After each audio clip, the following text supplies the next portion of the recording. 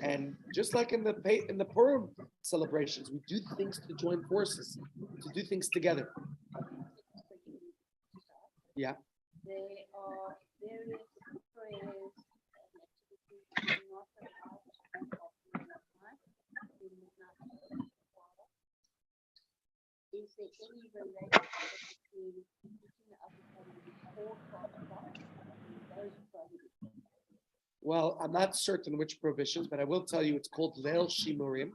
It's a night of guarding, and therefore we actually do an abridged Shema that night. Maybe also because you're exhausted after the whole, imagine at the times of the temple, you were in Jerusalem, you were experiencing the Karban Pesach, it's a whole different story, right? But the Gemara, the law is, as the Talmud says, Ein maftirin achar Pesach afikam, and you're going to read it in your Haggadah as well. I only put the English on the screen just to make it easier. I have less full screens, but we did not add any dessert, any afikaman after the Karban Pesach. So the Karban Pesach was your dessert, afikaman.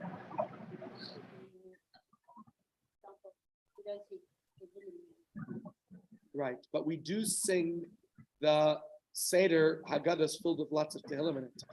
So I'm not sure the nuances, but generally speaking, for example, like Slichos, we start at midnight, and when we do Tehillim, we usually also start it at midnight.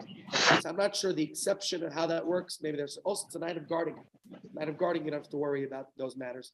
Actually, after Pesach, we're going to do another part of our series that we were doing before. We're going to focus on a particular area on superstition, or on, it's called supernatural. That's what our theme will be after Pesach. And we'll talk about that. Why don't we say Tehillim at night? So we'll address that topic after Pesach, okay? But certainly on a night of safeguarding, you don't have to worry. Also, I believe I heard from the Rebbe that he said nowadays we don't have to be as concerned as in the past. But what that has to do with saying the Tehillim, save it for after Pesach. We'll do a class on that, okay?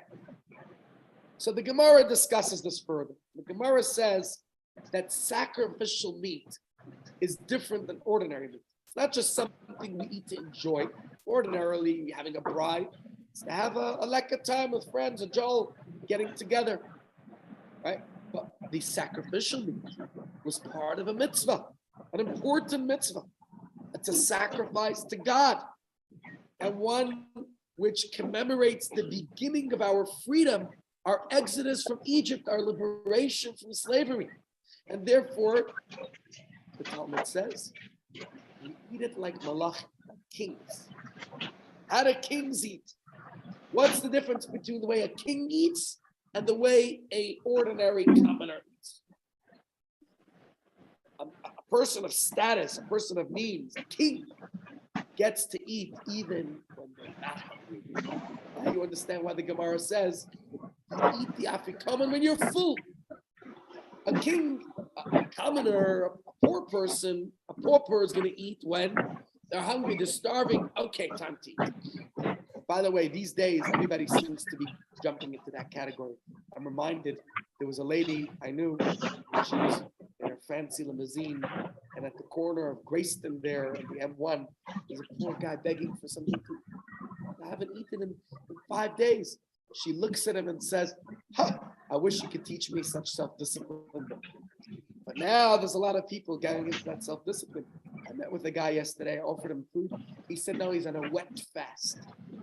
I asked him, what's a wet fast? He says, no, he doesn't eat for 7 days, he only drinks. I said, Purim, you have to. He says, no, this is between me and God. And then he told me, you think that's Meshuggah? There are people who do 36-day fasts. 36 days? I don't believe it. But that's what he claims. The 7-day fast, I've seen a lot of people doing these days. They claim it's healthy, a detox, they only drink water and coffee and tea, no sugar, no milk, no nothing. Intermittent fasting is maybe 16 or 18 hours of no eating and 6 or 8 hours of eating. Makes sense. I do it. I guess these guys have a lot more self-discipline. Anyways, pardon? Well, they say they get healthier this way. Anyways, the Gemara is telling us the difference between a king and a regular person. Royalty can eat whatever they want. There was a story that what was her name? Princess, not Anne, Diana. When she came to Buckingham Palace, she was hungry once in the middle of the night. What did she do? She lives in Buckingham Palace. I believe you can even watch this episode on The Crown because it's a true story they tried to include in the film. So she went into the kitchen overnight. She grabbed an apple. What's wrong with that? She got a reprimand from Queen Elizabeth in the morning. This is unbecoming behavior of a princess. A princess must ring her bell or push the buzzer and have a butler, a waiter, bring it to her. Anyways, the point the Gemara is making is that if you're royalty, you can eat when you want, how you want, whether you eat like Princess Diana walking into the kitchen yourself and taking a nap, or the way Queen Elizabeth preferred that you call the butler to bring it to you. Either way, food is always accessible. By the way, that's another beauty of a retreat, is that there's always food around. On Pesach, 24/7.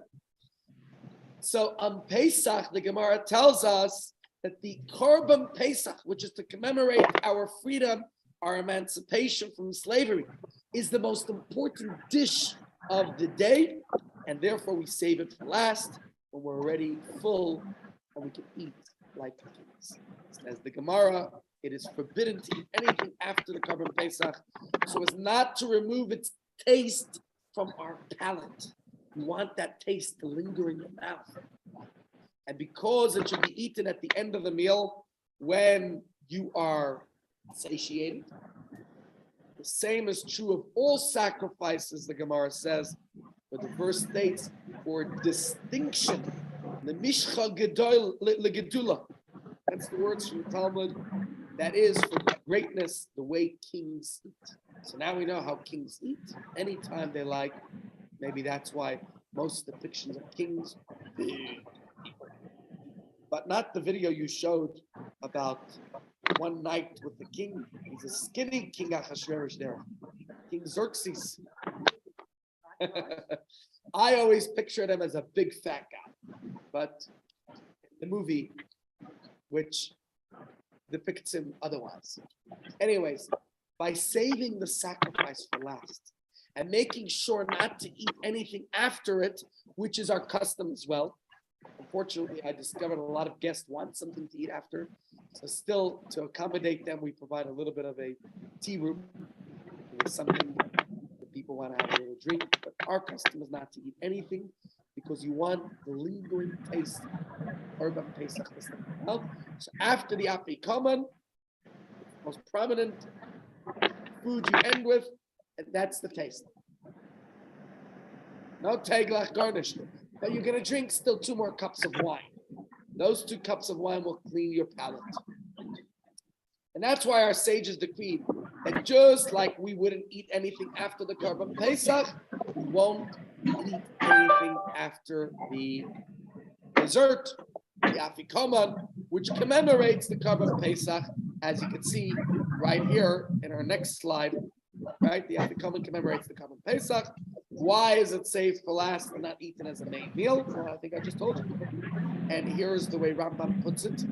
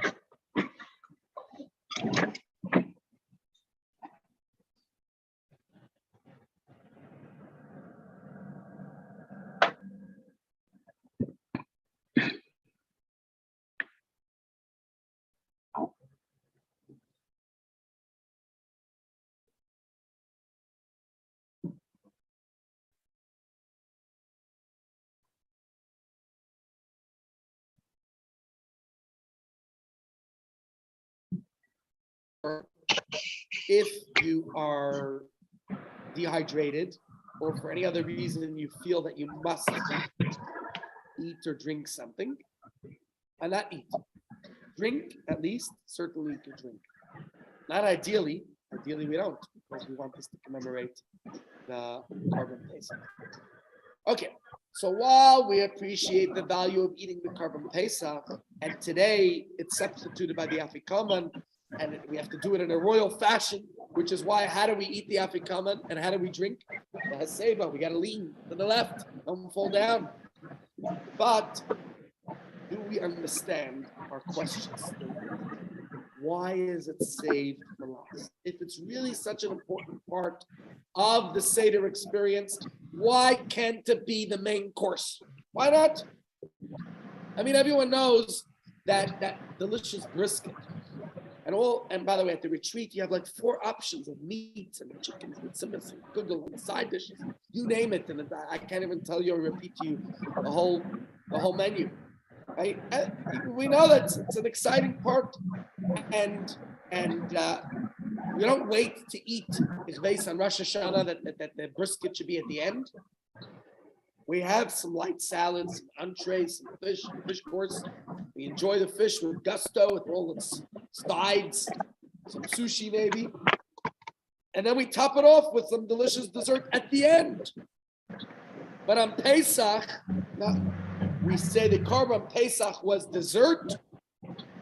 And today the Afikoman taking its place is the dessert.